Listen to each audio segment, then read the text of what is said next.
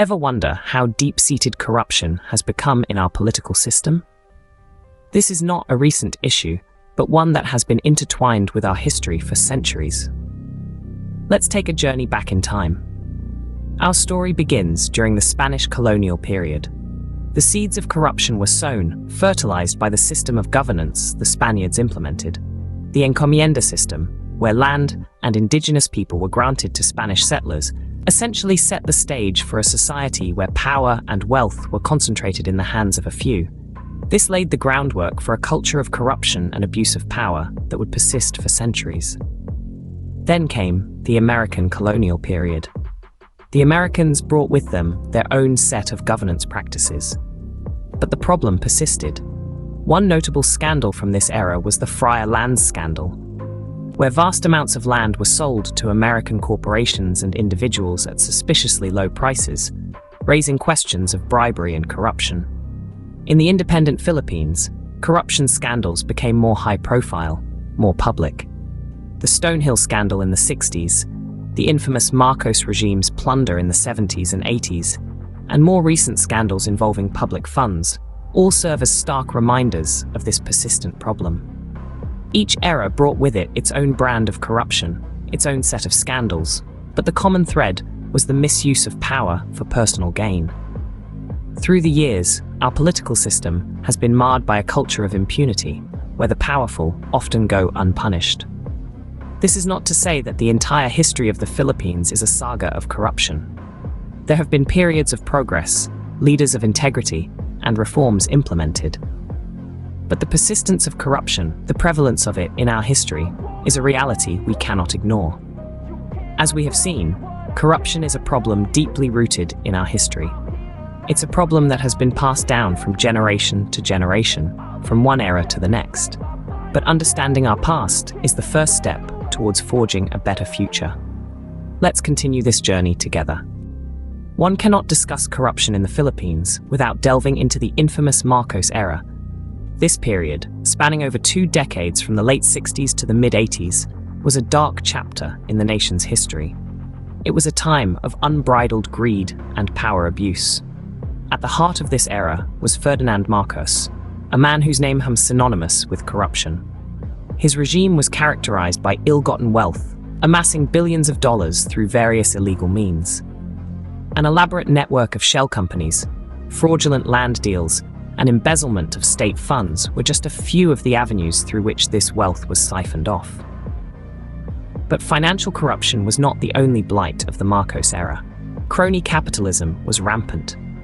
Marcos and his wife Imelda were notorious for favoring their close friends and relatives with lucrative government contracts and monopolies. This led to a concentration of wealth and power in the hands of a few, creating a grossly unequal society. Furthermore, human rights abuses were a common occurrence. Thousands of Filipinos were subjected to torture, imprisonment, and even death for voicing their opposition to the regime. The suppression of dissent and the curtailment of freedoms were tools used to maintain power and control. The impact of the Marcos era on the nation's perception of corruption was profound. It instilled a deep-seated cynicism and mistrust towards political leaders, a sentiment that persists to this day. Many Filipinos continue to view their politicians with suspicion, expecting them to be corrupt even before they take office. The Marcos era serves as a stark reminder of the destructive power of corruption. It illustrates how unchecked power and greed can lead to societal decay, economic instability, and the erosion of democratic values. It's a cautionary tale that emphasizes the importance of transparency, accountability, and the rule of law in preventing the reoccurrence of such a dark chapter in history. The fall of Marcos did not spell the end of corruption. In fact, it continued to persist. With the ousting of Ferdinand Marcos in 1986, the Filipino people hoped for a new dawn, one free from the shackles of corruption. However, this was not to be.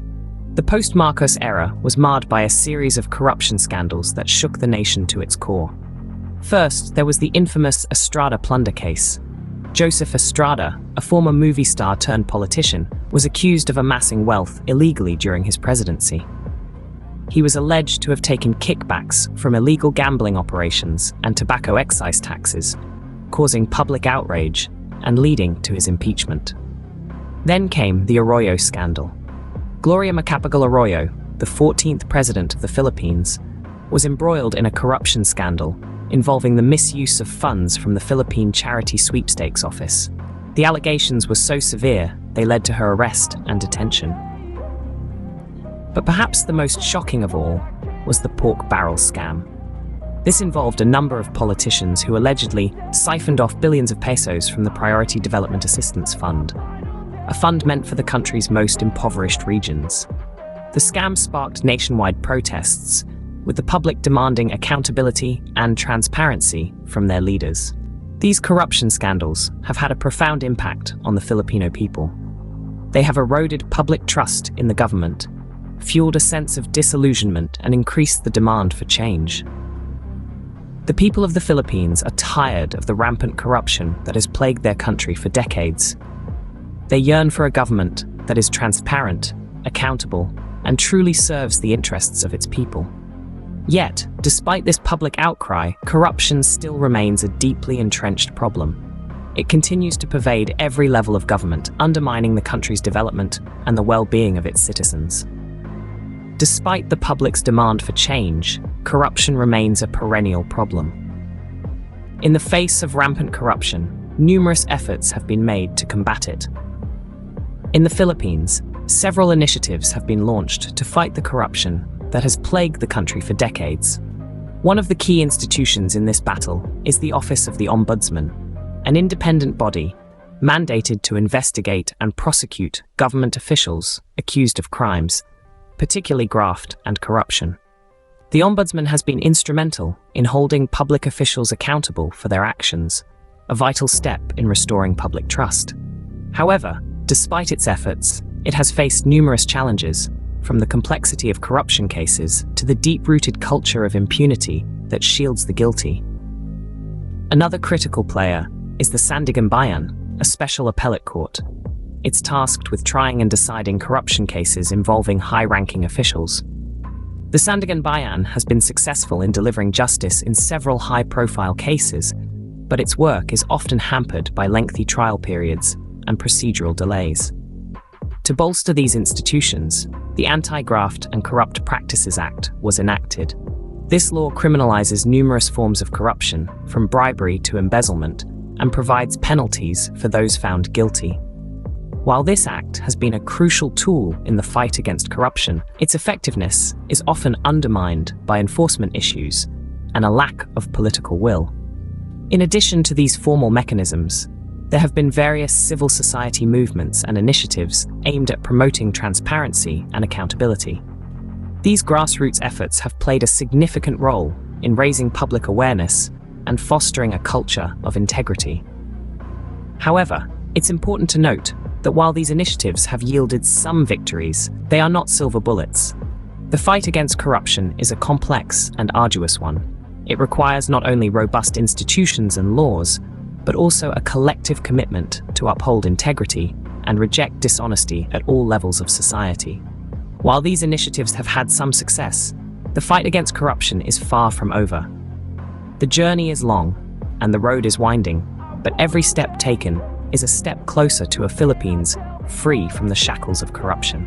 So, where do we go from here? What does the future hold for corruption in the Philippines? As we peer into the crystal ball of the future, the prospects can seem daunting, yet not insurmountable. The path to a corruption-free Philippines is not a straight line, but a winding road that demands constant vigilance, unwavering commitment, and collective action. Let's talk about transparency. It's a word that's been thrown around a lot, but what does it truly mean? In the context of governance, transparency is about shedding light on the operations of the government, making information accessible and understandable to the public. It's about ensuring that the wheels of bureaucracy are visible to the eyes of the citizens, leaving no room for under-the-table transactions and shady deals. And then comes accountability. It's about holding public officials responsible for their actions, ensuring they face the consequences of their misdeeds. It's about making sure that no one is above the law, that justice is served swiftly and impartially. Public participation is another key factor. It's not just about casting a vote every few years, but about being actively involved in the decision-making process. It's about making our voices heard, demanding better services, better governance, and a better Philippines. The youth and technology have pivotal roles in this fight. The youth, with their idealism and energy, can spearhead initiatives that promote integrity and honesty. Technology, on the other hand, can be a powerful tool in this battle. It can help promote transparency, enable public participation, and hold officials accountable. We are standing at the precipice of change. The road ahead is tough, the challenges numerous, but with the power of collective action, with every Filipino playing their part, we can turn the tide. We can usher in a new era of governance, where corruption is the exception, not the norm. The fight against corruption is a long and arduous journey, but with collective action, a corruption-free Philippines is possible.